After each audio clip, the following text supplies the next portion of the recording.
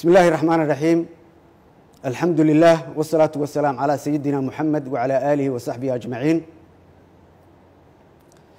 ugu horeyn waxaan u hambaleynayaa dhammaan shaqaaleynaha Soomaaliyeed oo maanta u dabaaldegaya maalintii shaqaalaha adduunka. waxaan uga mahadcelinayaa hawsha adag ee qiimaha badan oo ay qaranka u hayaan shaqaalaha Soomaaliyeed. intaas kadib maanta waa maalin taariikhi ah oo mudnaan gaar ah u leh geedi socodka nabadda, dimuqraadiyadda iyo dawladnimada Soomaaliya. waxaan halkan uga mahadcelinayaa madaxweynaha Jamhuuriyadda Federaalka Soomaaliya Mudane Maxamed Cabdullaahi Maxamed Farmaajo oo mar kale muujiyay tanaasul aad u weyn isagoo u damqanaya shacabka Soomaaliyeed iyo qarannimada. waxaan si gaar ah uga mahadcelinayaa madaxweynaha Jamhuuriyadda in uu aniga iyo xukuumaddeedu nagu soo wareejiyay hogaaminta howlaha doorashooyinka, amniga doorashooyinka iyo fulinta qorshaha amniga guud ee qaranka. anigoo rajaynayo in aan ku guuleysano hawshaas iyo mas'uuliyaddeeda muhiimadda u ah masiirka dalka una maareyno sida ugu wanaagsan hadduu Allah subxaanahu wa tacaala idmo. waxaan uga mahadcelinayaa golaha shacabka baarlamaanka federaalka Soomaaliyeed sida mas'uuliyadda ku dheehan tahay oo ay u aqbaleen codsiga madaxweynaha oo ahaa in dib loogu noqdo heshiiskii 17 Sebtembar ee hagayay hanaanka doorashooyinka dalka, iyagoo tixgeliyay sidii looga gudbi lahaa duruufaha adag ee dalku marayo. xukuumaddu waxay ay sida ugu dhaqsiyaha badan uga howlgeli doontaa una soo bandhigi doontaa qorshayaasha doorashooyinka, amniga doorashooyinka iyo fulinta qorshaha amniga guud ee qaranka.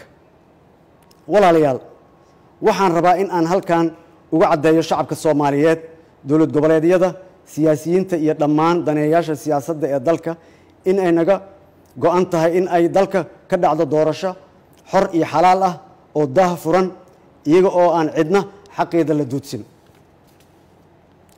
waxaan aad uga xumahay qalalaasihii ka dhacay magaalada Muqdisho oo sababay khasaaro, barakac iyo welwel soo food saaray shacabka Soomaaliyeed. waxa ay ahayd nasiib darro aad u weyn oo laga baaqsan karay oo ay tahay in aysan mar kale nagu soo noqon.